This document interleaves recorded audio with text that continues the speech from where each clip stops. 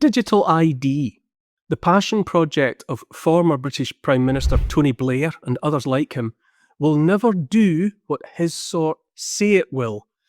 That's just my opinion, of course, but I'll tell you why I think that way.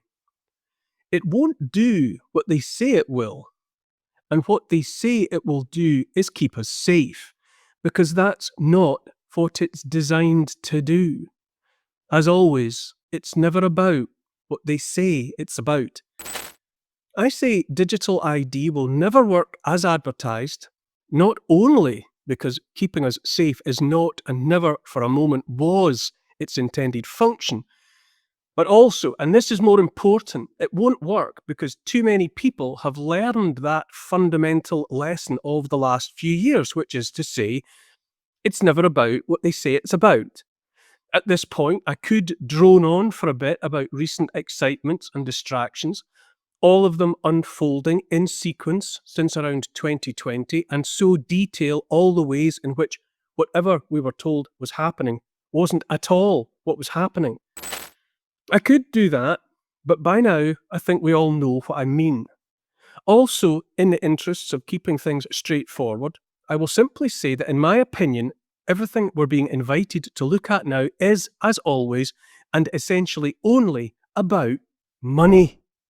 It's about money and how the self-proclaimed elites focus all of their attention not on ending war, curing disease, saving the planet, keeping us safe, none of that jazz, but only and always on two things: holding on to the money they've already got, built up over centuries at least, and getting control of all the money that remains, and seeing to it that all the money that will be created in the future out of nothing, as always, the bankers' superpower. But back to digital ID and why it won't work. The self-proclaimed elites, the transnational oligarchs, the hereditary families, whatever supervillain name you prefer for the bogeyman, have been working from a playbook for a very long time. As David Icke has been saying for 30 years, it's about having a destination in mind, a destination to which the common herd would refuse to go if you put it to them straight, and so reverse engineering the situation until the common herd begged to be taken to that new place. The brave new world the oligarchs have in mind is one in which the common herd is imprisoned in an invisible cage, in which every thought and action of every member of that herd can be seen, known, and therefore controlled in real time.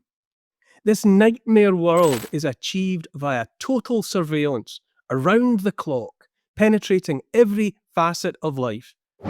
It's predicated on the surrender by every member of the herd of every last ounce of control over his or her life.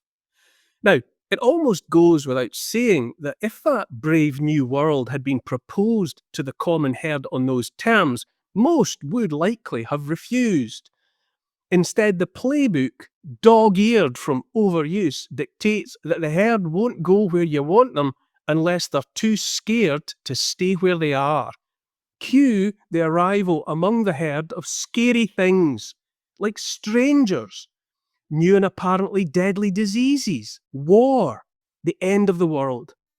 A few helpings of each administered to the herd, almost like injections, and soon enough the herd is so wide-eyed with fear it won't just go where the oligarchs want, it will practically beg to be led there.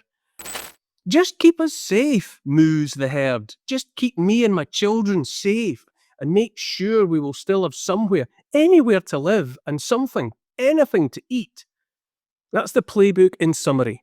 Have a destination, then work backwards to set and train a sequence of events driven by relentless propaganda via the mainstream media, and lo and behold, the herd will practically stampede into the circumstances you had in mind for them in the first place. But, and it's an enormous but too many of the herd have realised what's going on. So blatant, so unconvincing have been the antics of the oligarchs in recent years. Oligarchs grown complacent and lazy after too much success. So obvious is the playbook now that it's all falling apart. And so, again, back to digital ID. Digital ID, I say at least, is the keystone in the oligarch bridge to their brave new world, the key that locks the cage after the last one of us steps inside. But on account of how many people are wide awake and reading the playbook for themselves, digital ID is revealed not as what they say it is, but what it really is. It's never about what they say it's about, remember. Digital ID isn't about keeping us safe. It's about keeping us where they can see us, where we can't move or do anything without permission in advance. Too many people see and understand, and this is why it won't work. As I say, in the end, it's all about money. In every instance, a reasonable person has only to ask, who benefits from this? Who's getting even richer than they were before? Whatever you think the oligarchs would never do in pursuit of money, think again. They would do that. They already have done that. Erasing people, entire peoples, their own people, children, you name it, and it's happened before and will happen again. There are many reasons why the playbook has worn out, and it's not just overuse. That same old playbook has worked for hundreds of years. When all else fails, remember too, they take you to war.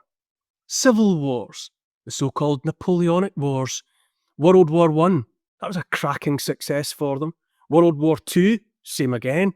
The Cold War, the Korean War, the Vietnam War, the War on Terror, that was another stroke of evil genius. As well as wars, revolutions, so-called. What's a revolution, after all, but a turning of the wheel until it's back where it started? Play the music, sound the drums, spill some blood for the baying crowd, persuade the people they wanted it and did it by and for themselves. The glorious English Revolution, the French Revolution, the Russian Revolution, the Great Leap Forward, the Great Reset. Musical chairs, and it's we the people that are meant to end up with no seats. The playbook has worked for ages, literally ages. But now I say it's finally different. And the difference may well have been made in the end by hubris and downright sloppiness. When it's all an illusion, when all the world's a stage, you do need good actors. Acting is only pretense, but done well, it can be profoundly moving, despite the audience knowing it's pretense.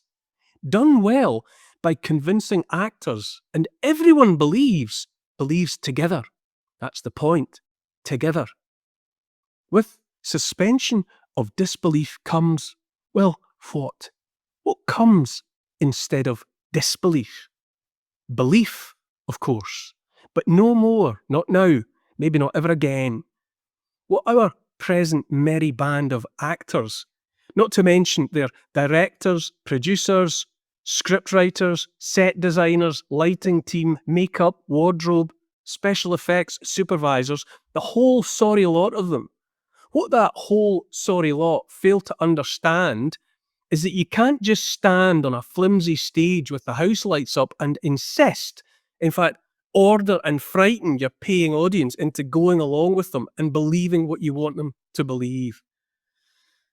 If you're asking me, I think the beginning of the end of the oligarchs for the oligarchs was when they sought to dissolve and do away with the countries of the West. Here in Britain, for decades, the insidious bid has been to persuade everyone that Britain and traditional indigenous Britishness are shameful things. Generations have been subtly at first, but more and more stridently, told Britain and Britishness are so wrong they're best forgotten, swept away to make room for something else. Most recently, and having done so, they dissolved the national border and encouraged the arrival of millions of new people. It almost beggars belief when you look back at it now, but for a while there, we were actually expected to believe in the concept of assimilation, that all of the new millions would simply become indistinguishable from us. But what about all that shame about who we are? What about all that push to have as many of us as possible, certainly the gullible, internalise some sort of self-loathing? And of course, the new people had also had the chance to view us, to view Britain and Britishness from outside, and had inevitably concluded that we were a people and a place ashamed of ourselves, that we were a people and a place whose time had passed. Who in their right mind would assimilate with that? Become a willing part of collective shame and self-loathing?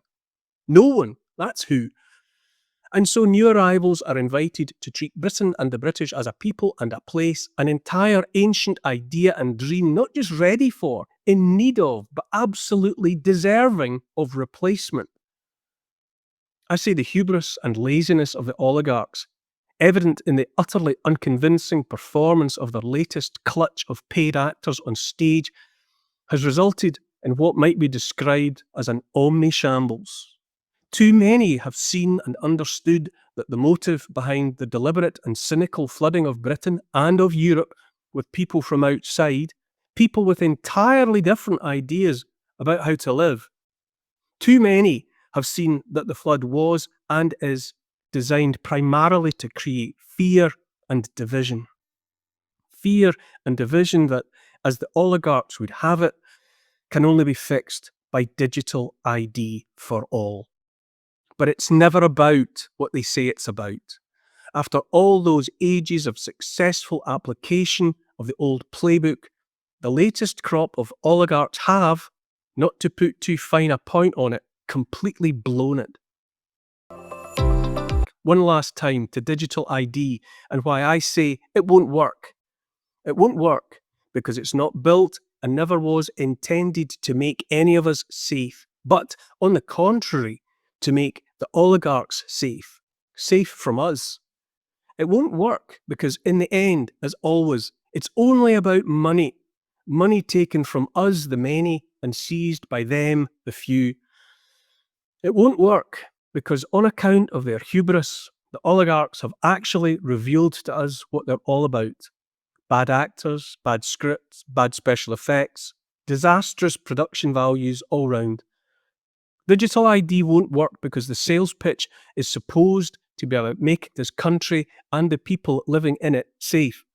But too many people see that the directors of the disastrous bad acting have nothing but contempt for this place and for this people.